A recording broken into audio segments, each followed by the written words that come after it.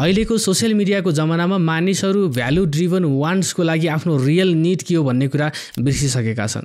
अहिले मेरो साथी र म एउटा सामान्य मोटरसाइकलमा हरेक दिन ट्राभल गर्ने गर्छौँ, तर कुनै दिन त्यस्तो थियो जति बेला मेरो साथीसँग पनि भिआइपी कार हुने गर्थ्यो, लग्जरियस अपार्टमेन्ट हुने गर्थ्यो र उसले आफ्नो वेडिङ त यस्तो धुमधाम तरिकाले गरेको थियो, सबैजनाको लागि त्यो एउटा ड्रिम वेडिङ हुनसक्छ। बिहे गरिसकेपछि प्रत्येक वर्ष उनीहरू जहिले पनि फरेन ट्रिपमा जाने गर्थे, त उसको जिन्दगी एकदमै राम्रो तरिकाले चलिरहेको थियो। अचानक उसको जीवनमा एउटा दुर्घटना गर्छ। त्यो दुर्घटना हो उसको जब जान्छ। जुन कर्पोरेट अर्गनाइजेसनमा उसले 2-3 लाख पर मन्थमा काम गरिराखेको थियो, अचानक उसले रेजिग्नेसन दिनुपर्ने हुन्छ। अब केही समयपछि बिस्तारै बिस्तारै उसको हरेक फाइनान्सियल प्रब्लमले उसको टाउको थिच्न थाल्छ। जो मान्छेले प्रत्येक महिनामा 2-3 लाख कमाइराखेको छ, एक्कासी जबलेस हुनुको पीडा, उसमाथि पर्ने त्यो फाइनान्सियल प्रेसर तपाईँ सबैजनाले इमेजिन गर्न सक्नुहुन्छ। बिस्तारै बिस्तारै उसले त्यो घरको इएमआई तिर्न नसकेर त्यहाँबाट सिफ्ट हुनु पर्यो। कार पनि उसलाई उसको कम्पनीले सिज गरिदियो। त्यो सबै गरिरहँदाखेरि, त्यो सबै भइरहँदाखेरि मलाई एकदमै नराम्रो पनि लागेको थियो। त्यसैले आजको यो भिडियोमा म तपाईँहरूलाई कसरी गरिब देखिनुले तपाईँलाई धनी बनाउन सक्छ भन्ने कुरा डिस्कस गर्न गइरहेको छु। सबैभन्दा पहिले हामीले हाम्रो चाहना के हो भन्दा पनि हाम्रो आवश्यकता के हो भन्ने कुरा बुझ्न जरुरी छ। जहिले पनि तपाईँले त्यही सामान किन्नुस् जुन तपाईँलाई अत्यावश्यक छ। बस तपाईँलाई रहर लागेका कुराहरू तपाईँले खरिद गर्दै जानुभयो भने तपाईँलाई साँच्चैकै गाह्रो हुने गर्छ। हामीले हाम्रो म्याक्सिमम पुँजी त्यो नचाहिने कुरामा हामीले किनिरहेका हुन्छौँ। हाम्रो त ह्युमन नेचर नै हो नि, जे देख्यो त्यही किन्न मन लाग्छ, जे राम्रो कुरा त्यही मनपर्छ। योसँग रिलेटेड वारेन बफेटको एकदमै पपुलर कोट छ, if you buy things you do not need soon you will have to sell things you need.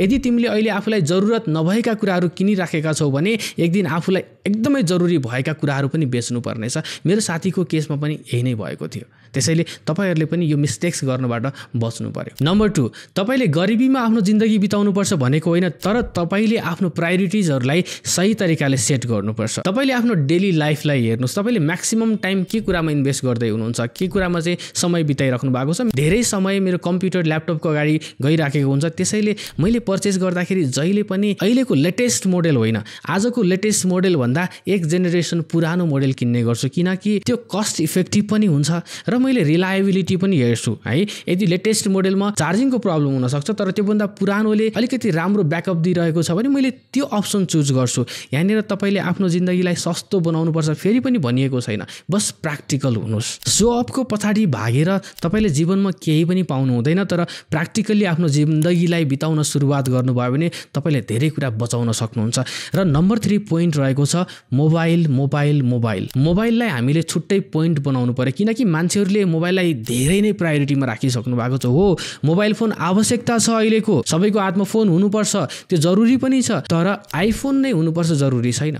जो व्यक्तिलाई आइफोनको रियल युज के हो भन्ने कुरा थाहा छैन भने त्यो व्यक्तिको हातमा किन आइफोन छ। हेर्नुहोस् त अहिलेको जमाना कस्तो छ, आइफोन किन्नका लागि मान्छेहरूले घरमा झगडा गरिरहेका छन्, बाबुआमासँग लडिरहेका छन्। बस त्यो एउटा 3वटा क्यामेरा भएको फोनबाट खिचेको फोटो इन्स्टाग्राममा अपलोड गर्नका लागि, बस त्यो बाहेक आइफोनले गर्ने काम सामान्य एउटा मोबाइल फोनले पनि गर्न सक्छ। इभन अहिले पनि म आफै पनि एन्ड्रोइड फोन चलाइरहेको छु, किनकि मलाई चाहिन्छ क्यामेरा।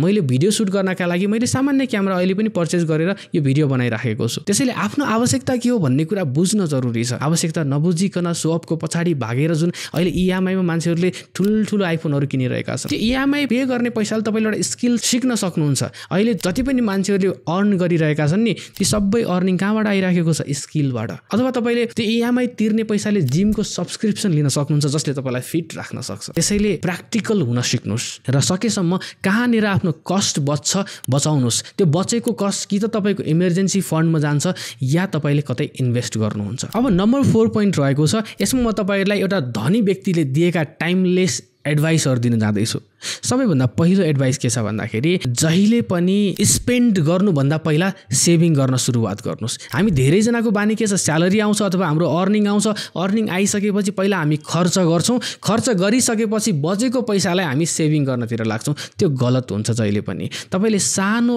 अमाउन्ट भए पनि सुरुवातमा सेभिङ गर्नतिर लाग्नुहोस्। Do not underestimate the power of recurring deposit. यो आरडी भन्ने रेकरिङ डिपोजिट जुन छ नि, हामीले निरन्तर गरिराख्ने एउटा डिपोजिटले तपाईलाई एउटा समयमा ठुलो फन्ड जेनेरेट गरेर दिन सक्छ। आज तपाईले 2000 सेभिङ गर्नुभयो, नेक्स्ट मन्थ तपाईले 10000 सेभिङ गर्नुहुन्छ, फेरि 8000 सेभिङ गर्नुहुन्छ, तर over the period of time whole इयरको एन्डमा गएर हेर्नुस् त एउटा ठुलो फन्ड डिपोजिट भइसकेको हुन्छ। यसले तपाईले इमर्जेन्सी फन्डको रूपमा युटिलाइज गर्न सक्नुहुन्छ, कतै गएर इन्भेस्ट गर्न सक्नुहुन्छ, फरेन ट्रिप्स जान सक्नुहुन्छ, किनकि यो तपाईको सबै खर्च कटाएर बचेको पैसा हो। त्यसैले अर्को एडभाइस रहेको छ इन्स्योरेन्स समयमै गराउनुस्। एउटा हेल्थ इन्स्योरेन्स अनि अर्को लाइफ इन्स्योरेन्स।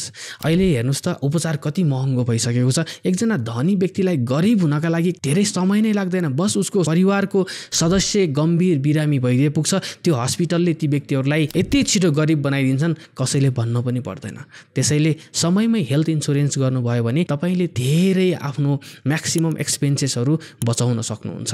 र अर्को कुरा लाइफ इन्स्योरेन्स। यदि तपाईसँग लाइफ इन्स्योरेन्स छ भने कुनै पनि तपाईको जीवनमा अप्रिय घटना घट्यो, अचानक देहान्त नै भयो भने पनि तपाईको परिवारलाई सस्टेन हुनका लागि एउटा फन्ड तपाईलाई इन्स्योरेन्सले प्रोभाइड गर्न सक्छ। त्यसै गरी नम्बर 5 पोइन्ट रहेको छ लङ टर्म भिजन। यदि तपाईले यो भिडियोमा क्लिक गर्नुभयो र अन्तिमसम्म हेर्नु भएको छ भने तपाईको पनि लङ टर्म भिजन भनेको फाइनान्शियल फ्रिडम नै होला।